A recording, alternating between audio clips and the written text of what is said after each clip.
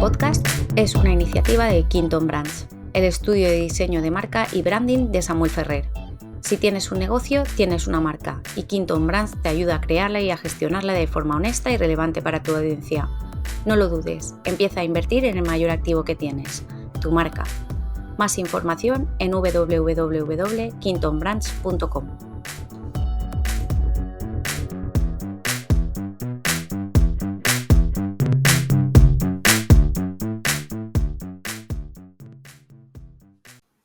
Bueno.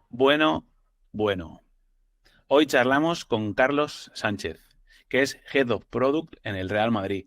Yo tenía muchas ganas de tenerte, Carlos. Bienvenido, ¿cómo estás? Hola Samuel, ¿qué tal? ¿Cómo estás? Pues muy bien, aquí con ganas de grabar este episodio que, bueno, por determinadas circunstancias y tal, pues hemos tenido que demorarlo un poquito, pero bueno, ya está aquí. Nada, la primera pregunta que os suelo hacer un poco a los invitados, yo les presento medianamente un poco lo que tienen en el perfil de LinkedIn, pero luego la primera pregunta es ¿a qué te dedicas exactamente? ¿Qué es eso de Head of Product? Porque bueno, sabemos que tiene distintas facetas, pero a nivel profesional, ¿a qué te dedicas exactamente y por qué te dedicas a eso también?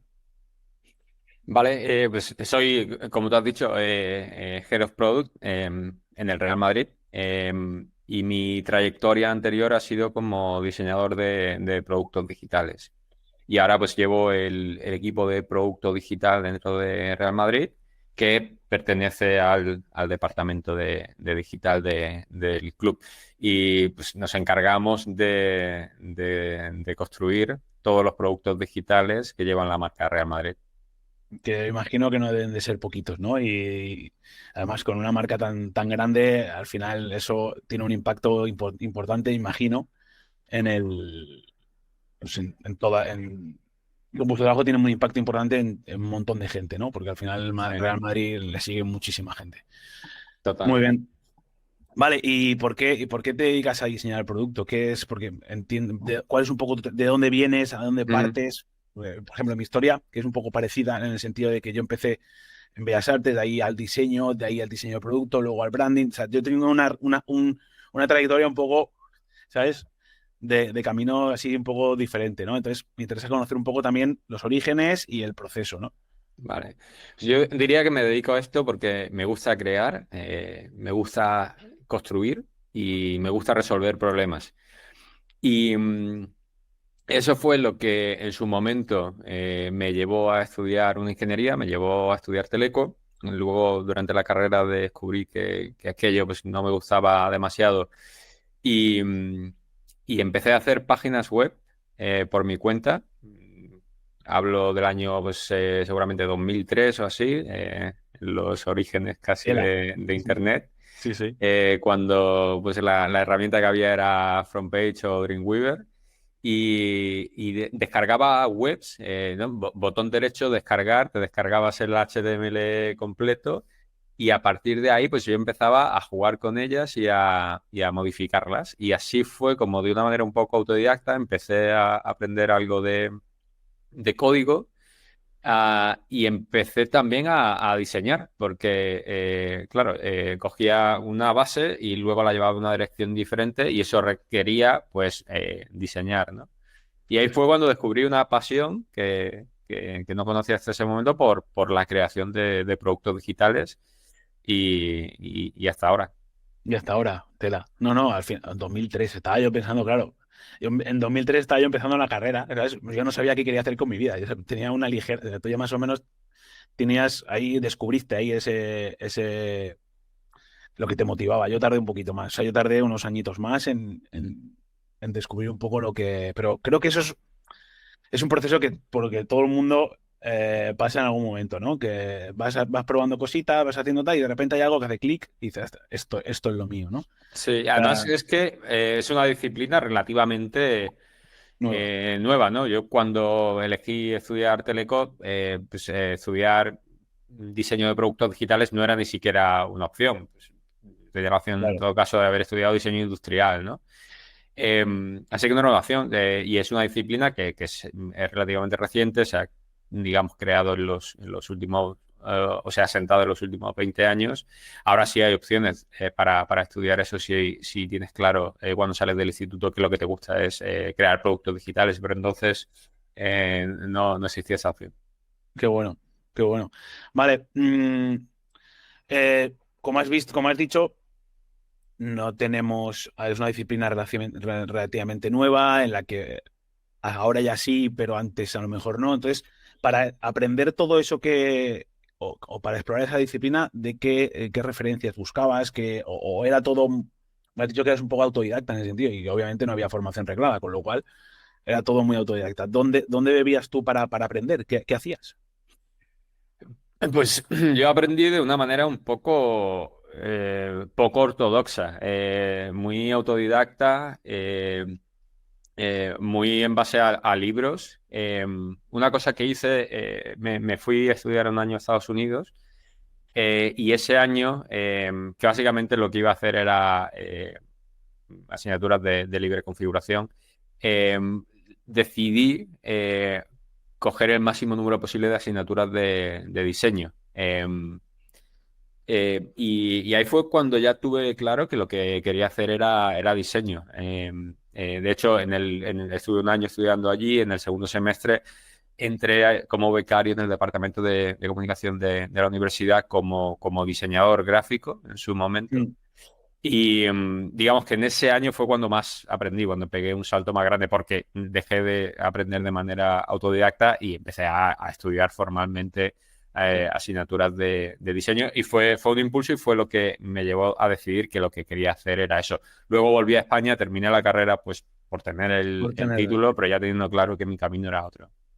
qué bueno. O sea, y aún así terminaste Teleco, que imagino que no debería de haber sido, porque aparentemente no hay conexión evidente, más allá de, bueno, sí, la parte de cómo se hacen las cosas, a lo mejor, o la parte más Sí. de hacer, pero lo que es a nivel de diseño, propiamente dicho, no tiene mucho que ver. O sí, o tú crees que el concepto de la ingeniería está muy vinculado al diseño o al diseño de productos digitales en concreto, y no tanto, porque esta es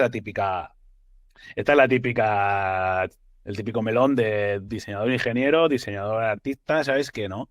Entonces, ¿cuál es un poco tu enfoque en ese sentido? Ujú. Y que es porque entiendo que viniendo de Teleco, pues tendrás un cierto gusto, cierto interés también por esta otra parte, ¿no? Entonces, Sí. ¿cómo ves ahí que hay un match y qué punto hay con la parte creativa? Sí. Bueno, yo empecé de teleco superior, pero cuando aquello se me empezó a hacer cuesta arriba, me pasé a telecotécnica, que fue la que terminé. Y hay un punto en común en lo que se refiere a resolución de problemas. Un ingeniero construye, un ingeniero resuelve problemas, que Ujú. son dos de las cosas que te he mencionado que me ¿Qué te gusta gustan. hacer? Para mí es un punto en común con lo que debería hacer un diseñador de producto completo, ¿no? Muchas veces pensamos en diseñadores y nos quedamos solo en la capa visual, ¿no? Que es una capa importante, pero en mi opinión no es la más importante y mucho más allá Mm. de eso. Y para mí, pues un diseñador es alguien que identifica problemas, que los comprende, que explora soluciones, que es capaz de encontrar y construir soluciones a ese problema, y en eso se parece mucho a un ingeniero. Totalmente. No, sí, sí. Vale, yo suelo hacer una pregunta a todos los invitados, bueno, son dos en verdad, que, que es para ti un negocio y que es para ti una marca. Y hago esta pregunta porque, bueno, este es un podcast eminentemente de branding, pero me interesa mucho que la gente entienda que nos escucha que el branding o las marcas en fin, están como muy transversalmente ligadas al negocio, ¿no? Y que Ujú. son muy transversales a distintas disciplinas o distintas áreas que pueda haber dentro de un negocio. Entonces me interesa ver me interesa ver un poco qué opinas respecto a una cosa y a la otra y cómo se interrelacionan. Vale. Para mí un negocio es una estructura de intercambio de valor entre personas, ¿no? La estructura pone un valor en el mercado y los consumidores deciden si comprar ese valor o no. Y lo que busca la estructura es intercambiar ese valor por dinero, básicamente. Y luego, bueno, pues hay buenos negocios, malos negocios, negocios legales, negocios Hmm. ilegales. pero yo creo que en la síntesis de un negocio se reduce a ese intercambio de valor. Vale, y ahí y entonces entiendo que en la parte del valor es donde a lo mejor la marca tiene un papel importante o ¿qué es para ti entonces una Ujú. marca? Para mí una marca es aquello que identifica al negocio, ¿no? Y está por un lado la marca que el negocio intenta proyectar y por otro lado la marca que los consumidores perciben, que no siempre está Coincide. alineada, ¿no? Mm. Em, yo creo que es eso, Estoy, ¿no? Que cada negocio tiene una marca, pero no solo los negocios tienen marca, ¿no? Pues una organización, incluso una persona, un perfil público, tiene una marca, lo quiera o no, la controle o no, ¿no? Pero aquello con lo que nos identifican es una marca.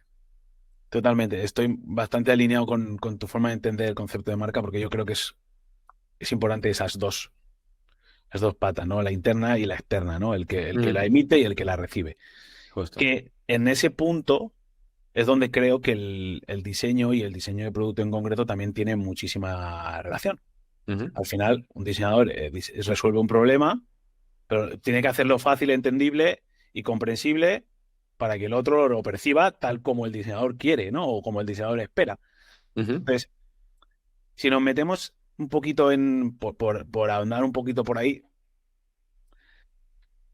¿crees tú que es y esta es una pregunta que se me acaba de ocurrir, ¿eh? Perdona que no ha sido de las que te he pasado, pero bueno. Eh, y ahora mismo se habla siempre un poco de la diferenciación, del ser innovador, de hacer cosas nuevas, a nivel de marca y a nivel de producto y a nivel de lo que quieras, ¿vale? Siempre un Ujú, poco a nivel para competir tienes que diferenciarte, ¿no? ujú, Eh, pero claro, luego ves que las webs son todas iguales, las apps son todas iguales, y tú dices, ya claro, pero es que el usuario espera determinado comportamiento de determinada herramienta, ujú. ¿vale? Entonces, los SaaS son todos iguales, las aplicaciones para videojuegos son todas iguales. Eh, ¿Dónde está ahí? O sea, primero, ¿por qué crees que esto pasa? ¿Vale? Si es algo que es inevitable. Y dos, ¿qué, qué podemos hacer los diseñadores para que esto no para encontrar esa diferenciación?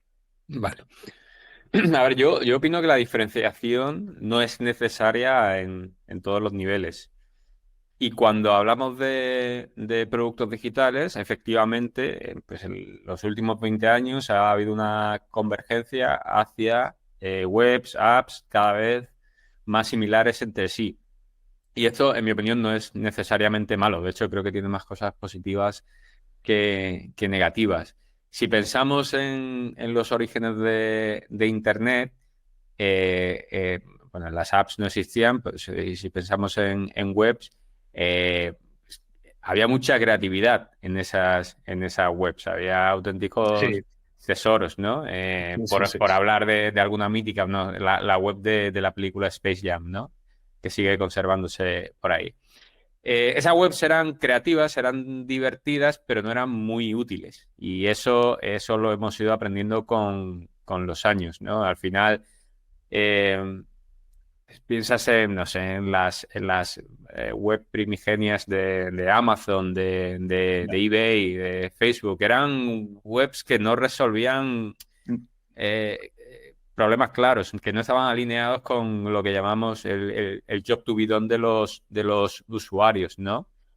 Eh, y hemos aprendido que en general un usuario que va a un producto digital tiene, de nuevo, un job to be done, ¿no? Una misión, un objetivo Ujú. que cumplir y lo que tiene que hacer el producto digital es allanar el camino lo máximo posible y permitir que ese usuario consiga su objetivo con la mínima fricción posible.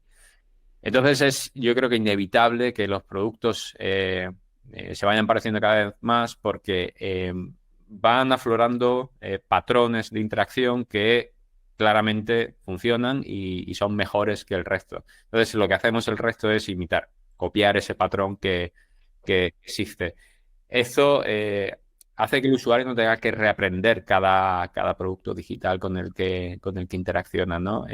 Hace que la carga cognitiva del usuario se mantenga baja. Y esto es positivo. Entonces, cuando ofreces un servicio o ofreces o vendes un producto, lo que quieres es que el producto sea invisible, que el usuario transaccione lo más rápido posible. Entonces, tiene poco sentido el ser creativo, el reinventar la rueda, ¿no?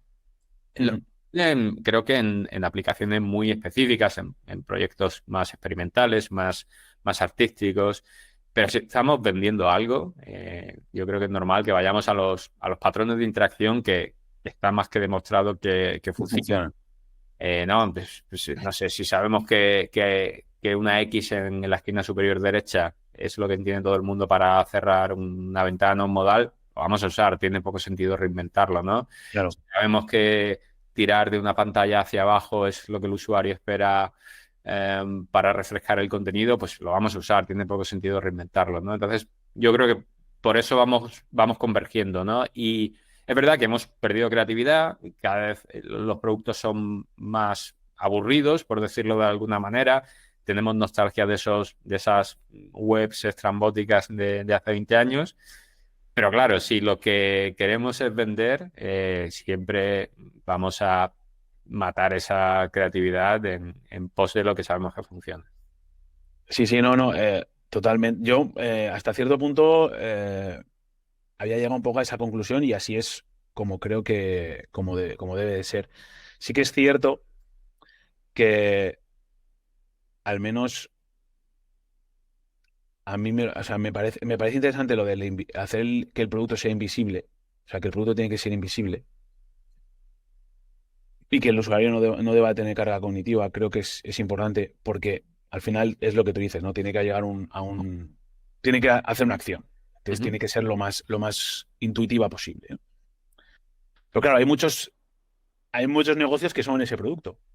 Entonces, claro, ahí entra a lo mejor incluso, y voy a más, muchos negocios que el producto es prácticamente la marca, ¿no? El hecho de que tú cómo usas esa herramienta es porque es el punto de contacto con el cliente habitual entonces, claro, ¿hasta qué punto pasar inadvertido a nivel de marca o a nivel de tal puede ser beneficioso o te toca compensar, como tú bien has dicho, oye, pues voy a buscar más diferenciación en otros canales o por otras vías o creando contenido o de otra manera, ¿no? Porque el producto sé que es un impacto, necesita, por su forma de ser y por su propia idiosincrasia de producto funcional, no debe de ser un elemento clave a la hora de generar esa diferencia o demostrar una serie de características o valores específicos que se salgan un poco o que rompan con la funcionalidad. Ya no hablo solo de los botones o las pestañas, sino a lo mejor cómo está construida la arquitectura de una web o de un marketplace, ¿vale? Me lo invento. Pero es que al final el usuario quiere saber, oye, en esta web yo entro y voy a encontrar este tipo de cosas. Y más o menos ya sabe el árbol de navegación cuál es, ¿no? Eso también se diseña, entiendo que también, pero también afecta un poco a la navegabilidad o a la usabilidad de ese producto, ¿no? Estamos hablando un poco a nivel genérico, ¿vale? Por no aterrizar, pero porque no te sabría decir ningún ejemplo concreto.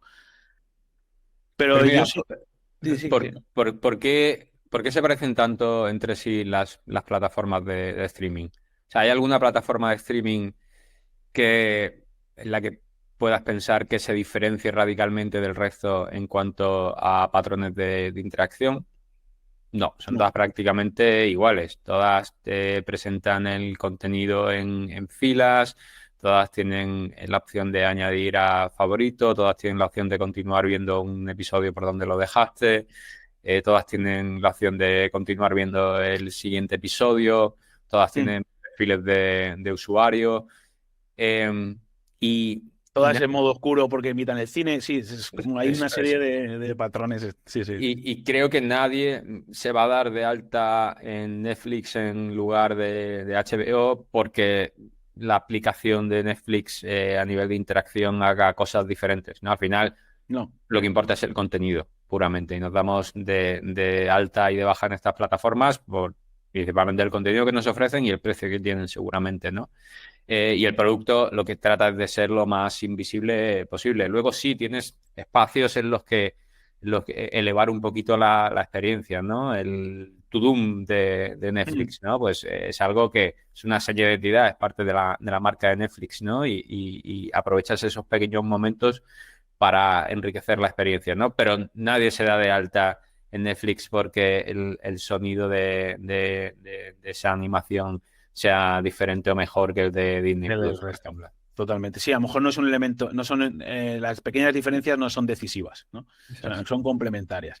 También te digo que la funcionalidad de algunas apps de streaming, Ujú, a mí, por ejemplo, me hacen que deje de usarlas o las use menos. Es decir, siendo que son iguales, siendo que tal, luego a lo mejor la forma en la que funcionan, que les cuesta ujú. más cargar, Sí. que Claro, eso sí, tienen si el problemas, producto, si tal, el ahí producto no sí, es invisible, eso nos va a penalizar. justo.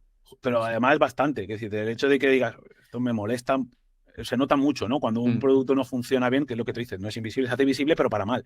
Yo, por Entonces, ejemplo, con Movistar Plus tengo muchísimos problemas de carga, de episodios que dejan de reproducirse, que me sacan continuamente, de subtítulos que no cargan, cosas que das por hecho que funcionan o que van a funcionar en cualquier sí, otra plataforma, cuando en una no funciona te cabrea, ¿no? Y puede ser un claro. motivo para darte de baja, claro. A mí me pasaba alguna vez, yo he tenido la oportunidad de diseñar algún que otra app y algún que otro producto digital.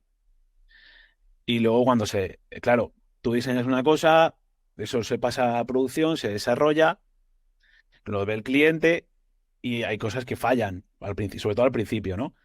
Y esperas, o esperas que determinada cosa lo haga de determinada manera. ¿Por qué? Porque estamos muy acostumbrados, este es otro punto también, estamos muy acostumbrados quizás a las grandes apps que funcionan como un tiro, Ujú. porque tienen un montón de gente trabajando en eso y claro, su negocio es que eso funcione como un tiro. Véase Amazon, véase Instagram, véase estas aplicaciones, Spotify, es decir, son aplicaciones que no pueden permitirse el lujo de que falle. Ujú.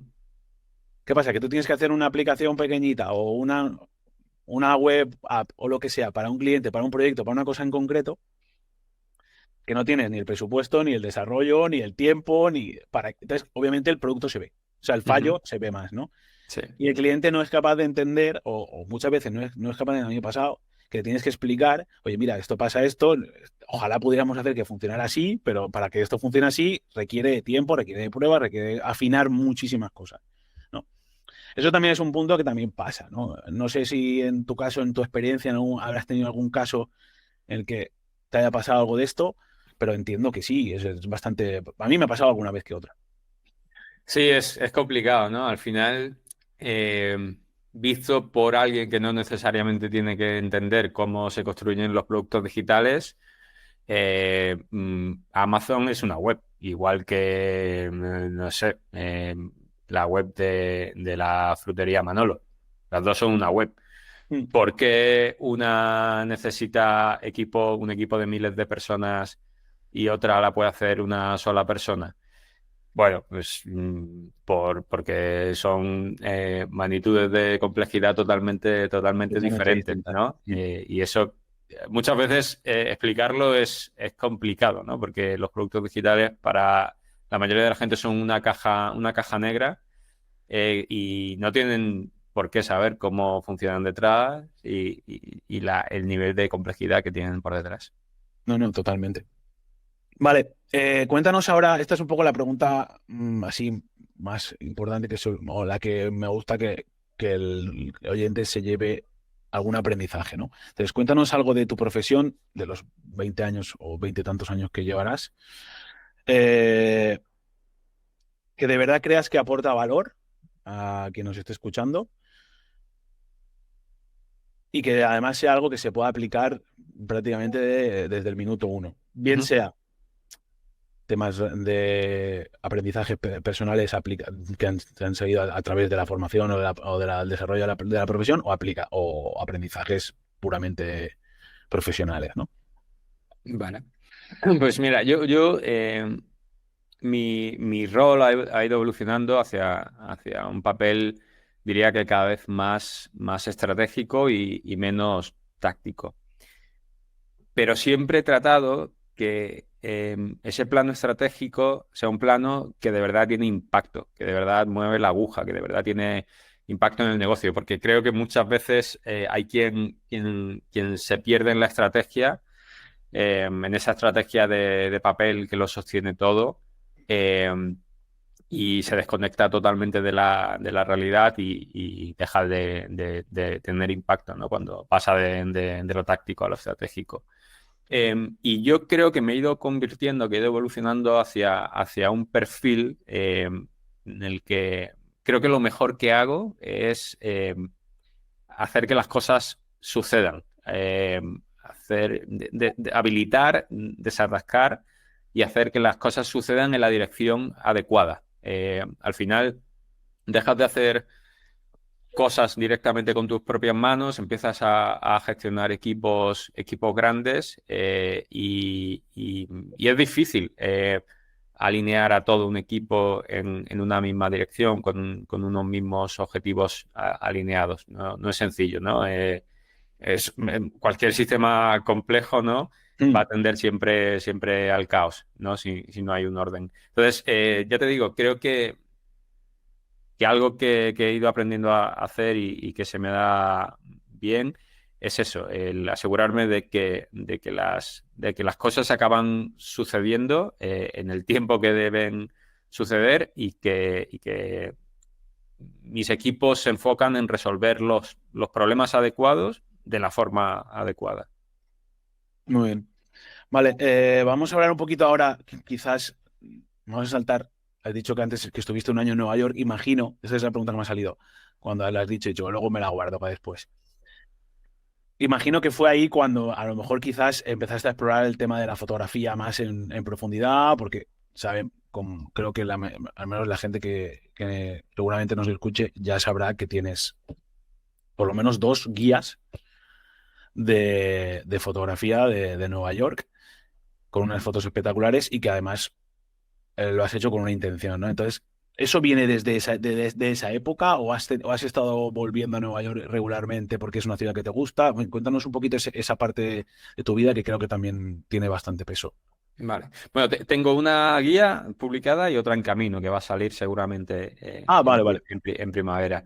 Y sí que es cierto que en ese año que pasé viviendo en Nueva York fue cuando le di más fuerte a la fotografía y cuando seguramente pues mi perfil de Twitter, que es donde principalmente comparto esas fotografías, ganó más notoriedad, pero yo venía haciendo fotografía desde mucho antes, ¿no? Sobre todo fotografía de viaje, fotografía de fauna salvaje, y fotografía de Vía Láctea, fotografía nocturna. Y venía, pues sí, desde, no sé, yo creo que pues, mi primera cámara reflex pues, la tuve en 2009 y el proceso también fue muy autodidacta, muy lento, pero muy autodidacta. Sobre todo llevaba la cámara encima cuando viajaba por ahí. En redes iba compartiendo las fotografías que hacía. Sí que es cierto que viviendo en Nueva York sabía que además iba por un año y mi idea desde el principio fue aprovechar al máximo ese tiempo y salía con la cámara prácticamente a diario y compartía esas fotografías por redes y ahí fue cuando pues mi cuenta de Twitter sobre todo hizo un pequeño boom. Claro. En cuanto a seguidores y de todo eso pues acabó naciendo esa guía fotográfica de Nueva York que publiqué y esta segunda que voy a publicar ahora con material pues tanto de ese año en el que viví en Nueva York como de visitas posteriores. Visitas posteriores, muy bien. No, y me imagino que la parte, esto que ha sido al final, entiendo que es más un hobby lo de la fotografía, ¿no? Uh-huh. Pero al final has encontrado la manera de que acabe encajando en un producto digital, ¿no? Aunque sea, o un producto al menos, ¿sabes? Sí, Que fíjate. es curioso, ¿no? Muchas como a veces, sin darnos cuenta, ¿no? El camino nos lleva por ahí, ¿no? Entonces, cuéntanos un poquito de eso. Sí, fue muy intencionado. Yo planteé la guía física que publiqué, es un libro físico. Claro, Lo planteé igual que planteo cualquier producto digital. Lo primero para mí fue validar si era un producto que el mercado demandaba o no. Em, yo lo que vi compartiendo esas fotografías a diario fue, primero, que la fotografía funcionaba. Tenía métricas que indicaban que esas fotografías gustaban. Tenía likes, retweets, engagement, etcétera, ¿no? Eso ya me daba una pista de que, bueno, que había interés por ese contenido, ¿no? Y luego vi además que se solían repetir dos preguntas cada vez que compartía una fotografía, que era, ¿desde dónde está hecha la fotografía exactamente? Y cuáles son los parámetros de la imagen, ¿no? Pues la primera pregunta, gente que pues, quería ir a Nueva York visitarlo. y visitar ese sitio, repetir esa foto, y la segunda, gente pues que está aprendiendo fotografía y quiere saber cómo has hecho una foto concreta, ¿no? Entonces, vi que ahí se unían varias necesidades y vi que podía existir un producto que resolviera esas necesidades. Y lo que decidí hacer fue empaquetar todas esas fotografías que había ido compartiendo durante el año en un libro, en un producto físico. Al final, pues era una colección de postales, de localizaciones de Nueva York con todas las fotografías mías, y para cada fotografía pues indicaba exactamente desde dónde estaba hecha la foto, ¿no? Que es tan importante, es lo que estás encuadrando como desde dónde está hecha, sobre todo en fotografías, por ejemplo, con un teleobjetivo que puedes estar a varios kilómetros de lo que tienes en Claro. el encuadre, ¿no? Y también contaba los parámetros de la imagen y pues, alguna curiosidad, algún dato sobre cada una de las localizaciones, ¿no? Y al final el resultado de eso fue un producto, una guía bastante diferente a cualquier otra guía que yo hubiera visto en el mercado. En ese sentido sí que se diferenciaba claramente del resto de productos con los que competía, y fue una guía que funcionó súper bien. No, no, totalmente. Sí, de hecho, creo que al final la clave es escuchar lo que el cliente quiere y unir los puntos, ¿no? Me parece Ujú. que eso aplica a un montón sobre todo a la creación de productos, ya sean digitales o no.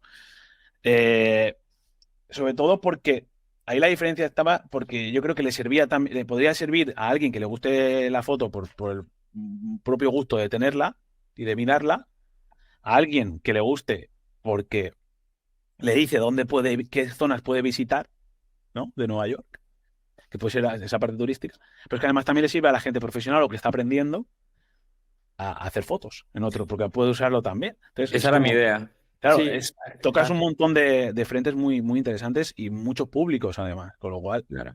Lanzar un producto que resonara con varios públicos diferentes, ¿no? sí, sí, total. Y que ninguno de esos públicos se viera excluido. Quien no estuviera interesado en la fotografía, que no pensara esta guía no es para mí, por el simple hecho de que aquí aparecen unos parámetros en una imagen que no entiendo, ¿no? Creo que la clave fue encontrar ese equilibrio y cómo hacer que cada uno de esos tres públicos que tú has identificado perfectamente entendiera que la guía era para ellos, ¿no? En ese sentido, a mí, pues, me gusta mucho lo que hace Disney con sus películas, ¿no? Que son películas que suelen gustar tanto a padres como a hijos, ¿no? Sí, Y ven cada uno películas totalmente diferentes, ¿no? Eh, pero a ninguno le sobra la otra parte, ¿no? Entonces, encontrar ese equilibrio de productos que resuenan con públicos diferentes y que lo hacen sin que a nadie le sobre nada, creo que es complicado, pero cuando consigues hacerlo, claro, tu mercado se abre muchísimo. totalmente. De hecho, estaba pensando, porque eso tiene una similaridad o parecido a, porque una cosa, muchas veces hacemos productos o se crean marcas o se crean servicios o se crea lo que sea pensando en el usuario, pero también hay que pensar en el comprador. Pero Ujú. también hay que porque tu cliente puede ser alguien que quiera regalarle esa guía a otro alguien que no es para él. Sí, Entonces, hay que también tener eso en cuenta. Lo que te has dicho de Disney, pues oye, el que paga la entrada para los hijos es el padre. Es interesante que tengamos en cuenta también quién va a ser el usuario y quién va a ser el cliente, ¿no? total. Entonces, eso muchas veces a la hora de desarrollar este tipo de productos o incluso productos digitales, muchas veces no se tiene en cuenta. Estoy pensando también, por ejemplo, en temas de formación, que Ujú. muchas veces el que paga no es el que lo usa, al menos en la formación Sí. bien sea o primeros años de la universidad o incluso formación reglada y obligatoria, ¿no? Sí, eso Entonces, pasa también en prácticamente todos los productos B2B. Mi trayectoria como diseñador de producto ha sido principalmente en startups B2B. Al final, el que pasa la tarjeta de crédito no es el que está usando ese software en el día a día, ¿no? también. Y claro, tienes que tenerlo. Para mí es una de las diferencias principales entre construir producto B2C y construir producto B2B y cómo venderlo, cómo hacer marketing, porque te diriges en B2C habitualmente, el que eh, lo compra es el que lo usa, pero en B2B es totalmente diferente y tienes que tenerlo muy en cuenta. Sí, sí, muy bien. Sí, súper, súper. Vale, vamos a volver un poquito a la parte del sector, ya que hemos entrado otra vez. Eh, ¿Qué opinas de cómo está el sector del diseño de producto actualmente? Hemos dicho que tiene 20 años de vida, más o menos, 20, 25. Eh, ¿Cómo crees que está actualmente y cómo crees que con todo esto que está apareciendo ahora de la innovación tecnológica, y ya no te hablo solo de inteligencia artificial, que obviamente sí, sí, pero también, yo qué sé, nuevas interfaces, el concepto de la realidad virtual, a eso te abre una perspectiva totalmente nueva a los que diseñamos y a los que diseñáis productos digitales, Ujú. porque no va a ser lo mismo una interfaz en una pantalla, en un ordenador, en un móvil, que una interfaz en unas gafas que ya se está viendo, ¿no? Que al Ujú. final sí, son cosas que recuerdan, que luego hablamos antes, al final yo tengo lo mismo que podría tener en el ordenador, pues lo tengo delante, pero no sé si eso a lo mejor a futuro va a ir cambiando, ¿no? Porque además con el tema de los comandos de voz, ya la gente habla por el WhatsApp con voz, ya no habla, ya no escribe, entonces, o escribe menos, los audios funcionan un montón. Entonces, todo eso que ya está empezando a verse, a despuntar, Ujú.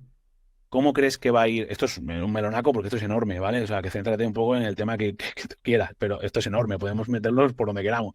Pero, ¿cómo ves tú que el sector del diseño del producto va a verse a futuro con todas estas innovaciones que están viniendo y que cada vez la pantalla parece que tiene menos... La pantalla va a ser más la realidad y no tanto un artefacto, ¿no? Ya. O sea, antes de entrar a contestar la pregunta, solo una puntualización para quienes nos escuchan. O sea, la disciplina de diseño de producto en realidad tiene mucho más de 20, 25 años, ¿no? Se lleva diseñando software durante mucho más tiempo, pero es cierto que igual el rol, ¿no? de diseñador de Vale. productos digitales sí que es una concepción más reciente, ¿no? O la formalización de eso en un rol concreto, ¿no? Tienes Eh, razón.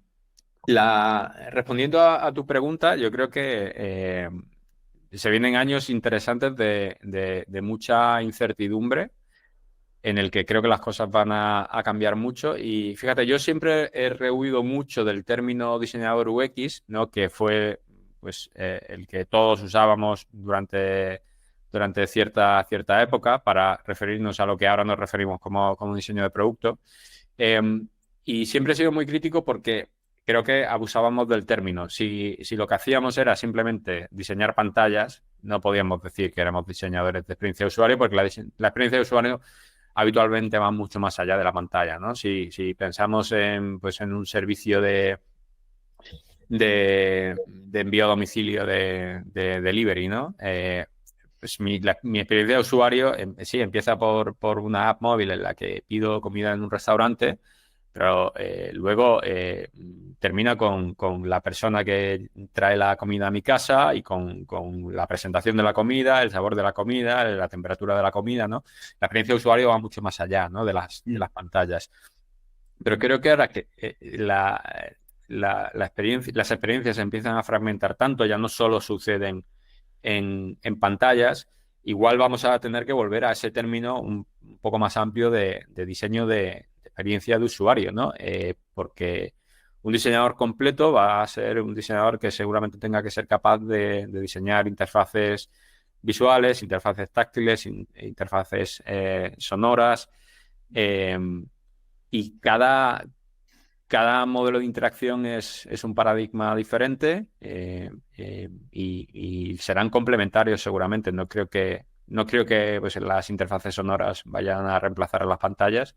Creo que serán complementarias, tendrán casos de uso concretos en las que serán más útiles. Igual con la realidad virtual o con la realidad aumentada, son modelos distintos con casos de uso distintos. Igual canibalizan algún caso de uso que ahora solo se puede hacer en una pantalla y de repente se puede hacer en realidad aumentada y es infinitamente mejor. Pero creo que convivirán todas y necesitaremos o bien diseñadores mucho más versátiles o diseñadores más especializados en cada una de esas verticales, ¿no? Y como siempre, pues en empresas grandes veremos esa especialización de perfiles y en empresas pequeñas, pues veremos diseñadores más versátiles. Sí.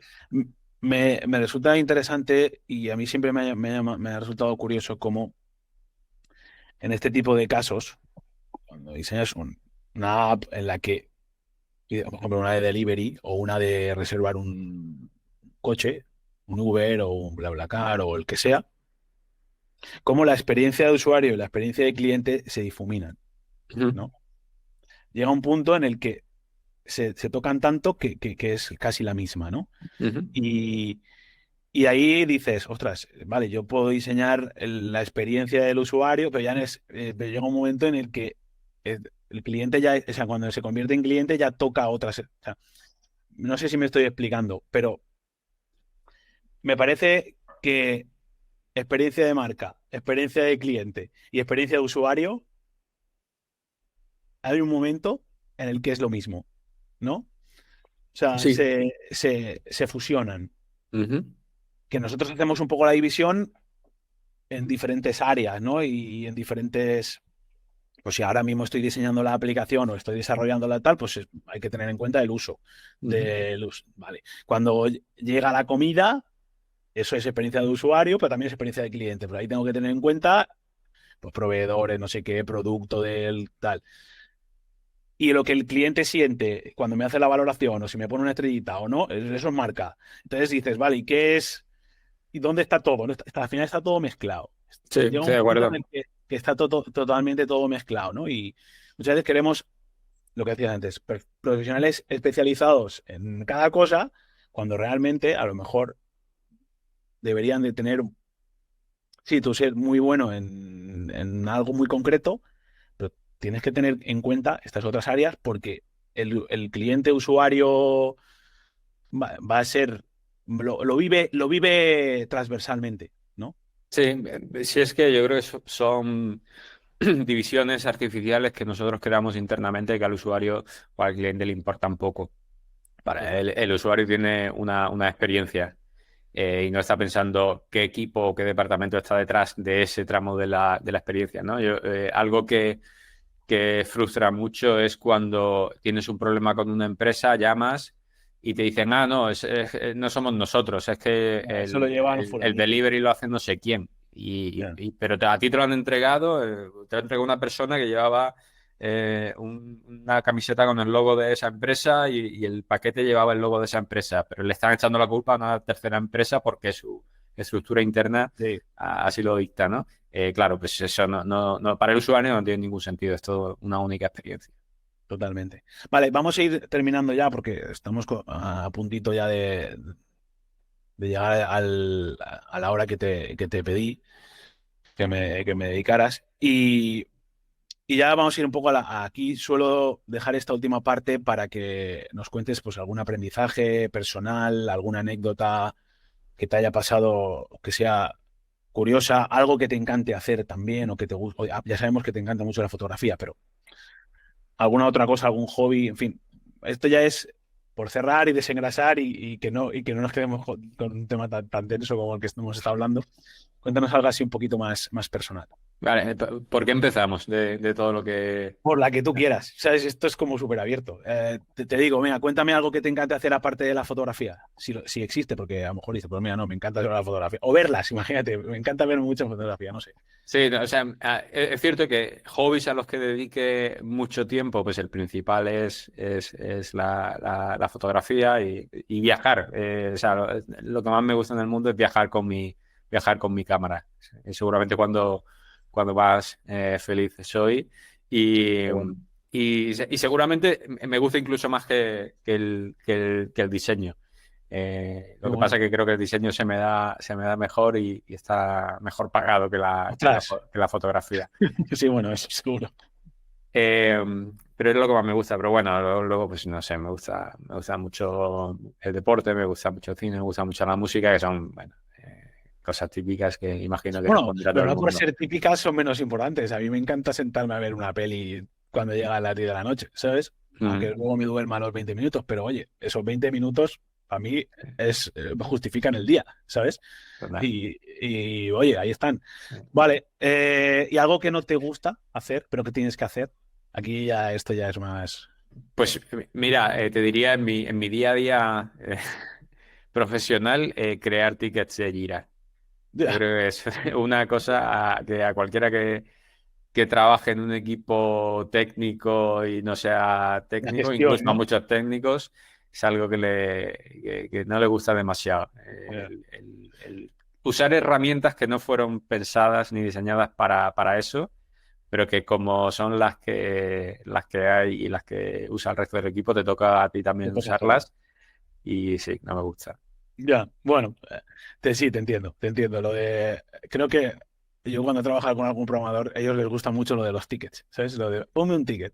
Y, y eso es como, joder, tío, si te lo puedo decir, ¿sabes? Sí, que sí, que bueno, que al final sí necesitas procesos para que la cosa No, no, no, funcione, totalmente, totalmente.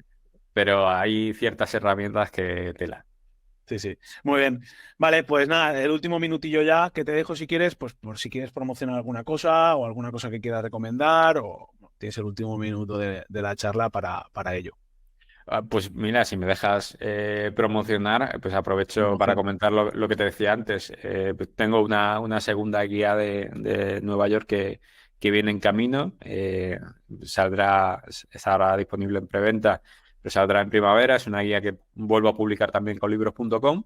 Y en este caso es una guía que no he hecho solo. La primera sí la hice solo y esta segunda la he hecho con Rafa Vega, que es un periodista enamorado también de Nueva York, que sabe muchísimo sobre sobre la ciudad. Igual que la primera era una colección de postales, era una guía muy fotográfica, esta segunda es una guía muy centrada en experiencias de una mañana o una tarde que hacer en Nueva York. Además se salen un poquito de lo típico, de lo más turístico, de lo que hace casi todo el mundo que va una semana a Nueva York, ¿no? Es un poco una guía para descubrir ese Nueva York que conocen más los locales o ese Nueva York que empiezas a descubrir a partir de seguramente tu segunda visita, ¿no? Entonces, bueno, si a alguien le interesa, pues en en mi perfil de Twitter, que es ChocoTweets, puede encontrar los enlaces. Eh, y eso te cuento. Muy bien. A ver, este episodio seguramente salga mediados de primavera, incluso verano, porque Ah, tengo lista, o sea que va a salir al per- pelo. perfecto, pues Va a salir al pelo. seguramente la guía acabe A de ver, salir. claro, correcto. Entonces pondremos el enlace al tu link de tu web o donde la gente, donde tú me digas que la gente lo puede comprar y ahí lo pondremos en el episodio porque ya te digo que es muy recomendable. Y nada, Carlos, oye, ya está. Muchísimas gracias por este ratito. La verdad es que tenía, como he dicho antes, muchísimas ganas. Tengo algún compañero que cuando le dije, oye, voy a hablar con Carlos, me dijo, ostras, qué guay, ¿sabes? O sea que les moló. Así que nada, estamos en contacto, Carlos, para lo que necesites aquí me tienes y muchísimas gracias por este ratito. Nada, siempre es un gusto charlar sobre diseño. Gracias a ti por por la invitación al podcast. Un abrazo, Samuel. Un abrazo, Carlos. Chao.